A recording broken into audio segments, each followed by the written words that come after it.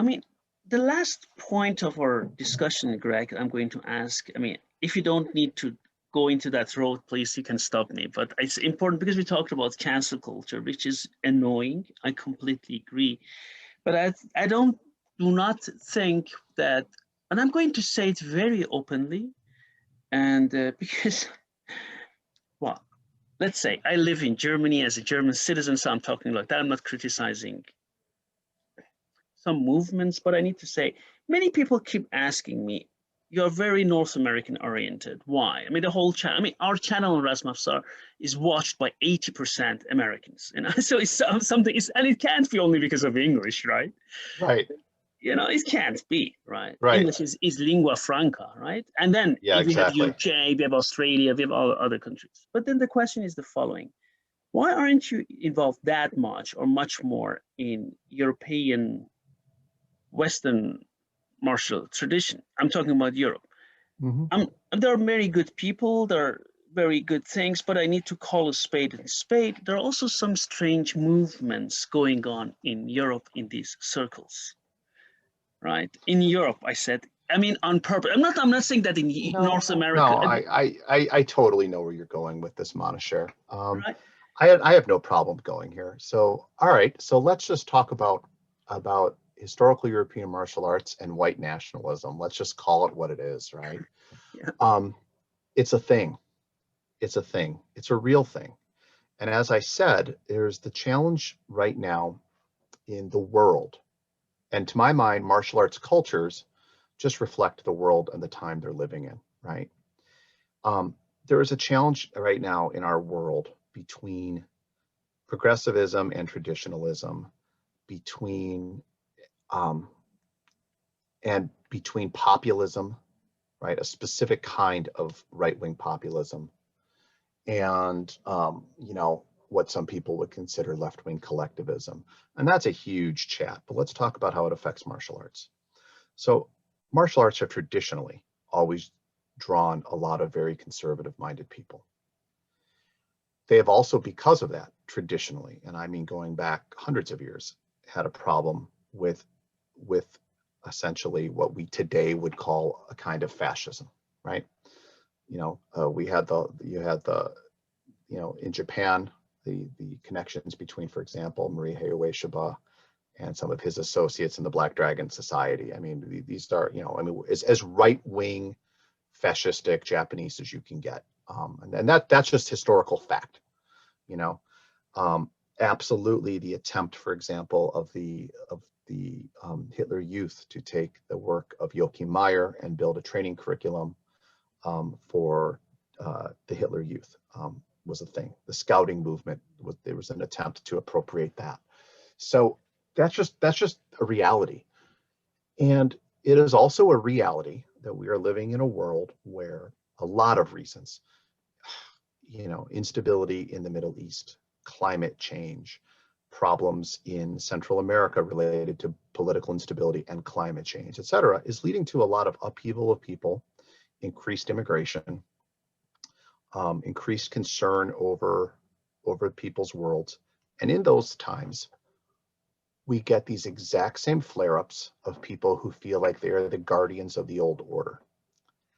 And just like these same people tried to claim and, you know, abrogate knights and samurai and, you know, the sword and history for themselves, they're at it again. They're absolutely at it again. And, you know, the funny thing is, there is nothing inherently racist or fascist about Vikings. Norse culture was, if anything, far more expansive and egalitarian than a lot of what was happening in Christian Europe at the same time. So the idea that somehow this is the perfect symbol for a bunch of, you know, anti-Semites who don't want, you know, Jews, Syrians, or Iranians in Europe is freaking ludicrous. You know, the same people who are going to paint their shields like Spartans would probably be appalled if they actually knew what ancient Greek culture was like, because it probably doesn't fit any of their idealized notions of Western culture. right? They'd probably be even more confused to understand that, you know, half of the Greeks were actually allied with the Persians. So, Exactly. Like, you know, right. once I need to say it, Greg, let's call a spade a spade. I was invited to teach in Russia. We are talking about Russia. And one of these guys, I was looking at me in a very, and he, you know, he came to me and said, Sparta, with such a hate. And I'm not dumb. I turned, because I don't speak Russian, because he didn't speak a word of English. So I turned to the guy who invited me, very nice Yeah. Russian. Yeah. Did he say Sparta? And he tried, no, he didn't say Sparta. And I looked at him and said, I cannot believe this. I Right. was in Moscow. I said, I can't. And he was really ashamed. And he said something in Russian very angrily. And, you know, I don't know what they exchanged. I don't understand a word of Russian. But can you imagine how I felt? Right. Well, of course, of course. And What the so, hell right. does that mean, even? You Yeah, know? and then you can remind him that, and then you know, and sure, and then Sparta defeated Athens, and then was promptly conquered by Thebes with an army that openly celebrated homosexuality. So surprise, you know, your badass machismo. You know, and Felt let's call it's something different, you know, and now because we are at it, and we were already there. We were both in Malta. I have team members from Malta, great people. And then I talked to a member of mine, and he said, "Oh, there is a growing also, well, such a movement there, right?" Then I asked myself, guys, you speak a Semitic language, right? Nothing wrong with that. well, I know, and actually, one of the coolest things about Malta is talk about like the ultimate melting pot of the Mediterranean, right? You Exactly. have a Semitic people with Italian and French and Greek heritage who are decidedly British in how they do things, including Yes. their incredible ability to run events to the microsecond, which impressed the hell out of me. It's like this is like the perfect example of the best that this part of the world has to offer. It's this incredible fusion. It's like the last place that should feel this way. Yeah. Um, And, I know, and I you know, know. and then when I come to these type of things, or even, you know, I really need to mention that, and I don't like it when I was greeted in a very positive way in Europe, in Northern Europe, by some guys. Oh, Persian, Iranians, you know what, where they wanted to go, and we feel very close. And I look and say, look, guy, you're not going to impress me with these type of statements, right? Because Right. you know what he was trying to Oh, point out, of right? course. He wants to point that it's Indo-Aryan. Exactly. And I said, Wink, wink. you're not going to impress me with statements like that. Just the opposite. I'm not going to like you. You cannot talk like that in front of me. And he was Exactly. really shocked, right? He was really shocked. And you know, Exactly. and then you see these movements. I'm so sorry, not everywhere, but sometimes people here don't even realize it, Greg. You know, like in Eastern Europe, in Western Europe, in Northern Europe, in Southern Europe. And then in martial art community, I'm talking about HEMA, or as they call it, Mhm. HEMA. And then you know, and then they always then ask me, okay, why are you, personally, I'm talking about, it's very selfish, right? Why are always or in United States or Canada, and then not here, concentrated here? Or why most students of mine are from United States, as you know, besides Iran? Okay, Iran is obviously a different story because this is Persian martial arts. Right. But you know, we have all our members, most of them are either from Iran. Okay, we have very good members also in Malta, but from Iran and United States. Because you know, I cannot explain these things to you, you know, but because there is something which is going on Yeah. and I don't like it. Well, yeah. And you know, and so here's the thing. Obviously, and again, apologies to anybody watching who, you know, who is more conservative than me, was a Trump supporter or whatever. I'm not really trying to delve into that. I'm just really trying to talk about racism and martial arts. But obviously, as an American, and as an American from the, you know, from the left side of the political spectrum, I just lived through 4 years of what, in my opinion, I don't have a lot of ground to apologize. I don't have a lot of ground to throw stones, right? In terms of a return to degrees of racism and bigotry at a cultural level that we haven't seen in a long time. But I do think that one thing that's interesting about Americans and martial arts is that, you know, like I tell you, I'm Italian American. Well, that's true. But my grandfather came here in 1916, right? So I was born here. My Irish family came here in the 1840s, my English family in the 18th century, okay, before the revolution. So, you know, I am, as for all practical purposes, I am as much English as you are, right? And in fact, less, because I think you went to school there for a while. So you actually are more English than me in that sense. Okay. I've been there on vacation a few times. So, so consequently, I don't think, unless someone was already, you know, a white nationalist nut job, in America, we connect these things the same way because these martial arts, we're Americans, we're not Germans or Italians or Spaniards, or we may be by descent, but we're disconnected from that part of Europe's culture and its past. And most of us are certainly not descended from Europe in the last 2 generations, right? We predate the wars and we predate the scars of the fascist era. So I think there's a disconnection there that's good. Now we have our own problem with racism here. We have our own problem with, you know, nationalistic identitarianism. And the martial arts world has a huge problem, like I said, between, frankly, far right-wing politics and far left-wing politics wanting to just duke it out in cyberspace. Now, I'm not necessarily a fan of either, but one of them are fascists who flat out, we've seen where that leads to, and there's no room for that.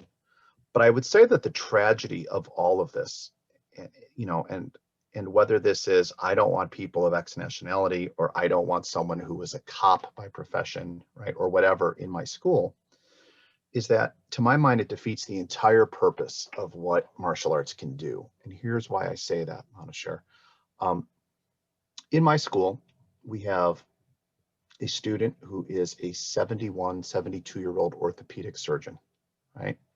And a student of mine who's college age, you know, nice kid, long blonde hair, right? They would never have any reason to meet. Well, not only do they train together, it turns out as they're training, they're both violin makers. And they discovered this whole thing that they had in common. You know, we have a couple of really right-wing, very just traditionally conservative. I don't mean right-wing in like anything more than that, just very conservative, right? Business conservative, socially conservative, religious conservative members, and a number of, you know, transgender students. Again, these people probably in most other activities, even if they met, they'd be very polite and they'd get on with their lives. But they see each other 3 times a week. They get invited to parties together. They go to those things together. They get to know each other. They wrestle together. And martial arts' greatest ability is that, you know, I can be a Italian, Irish, American guy learning Persian martial arts from you. You can learn Italian martial arts from me. Our friend Damon can be teaching a bunch of people Haitian machete fighting, and not a one of us are from Haiti, and we can find a common bond, right? And these same arts that these different cultures used to fight against each other actually becomes this incredibly intimate, because martial arts are intimate, this incredibly intimate way to actually learn about each other. And I find the tragedy of the modern era, the last decade in particular, that we're losing that single biggest gift that these things give us.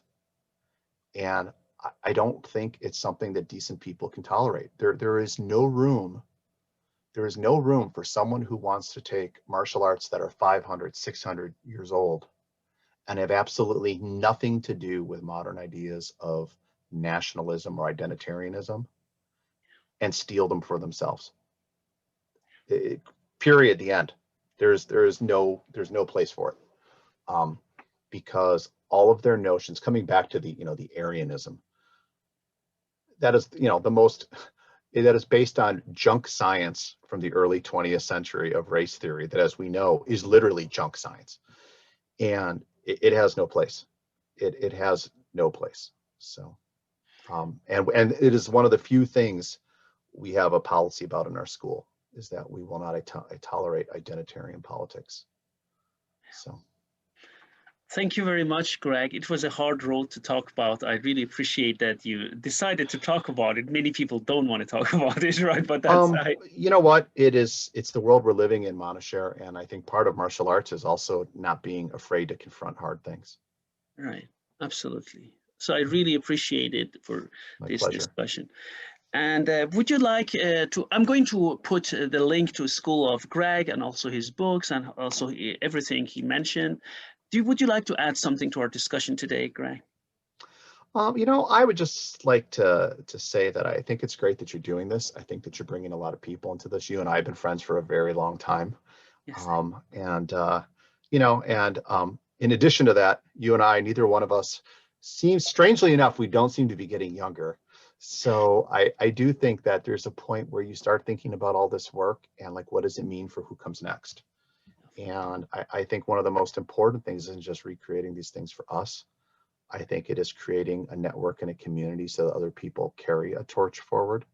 Yes. Because I do think these things are important. And I think anyone listening, you know, remember that it really doesn't matter which of these arts you do, if you do them with a big heart and a generous one, yeah. And you just try to make better people out of it. Absolutely. So. Thank you very much, Greg. I wish you a nice day and see you soon. Thank you. All right. Thank you.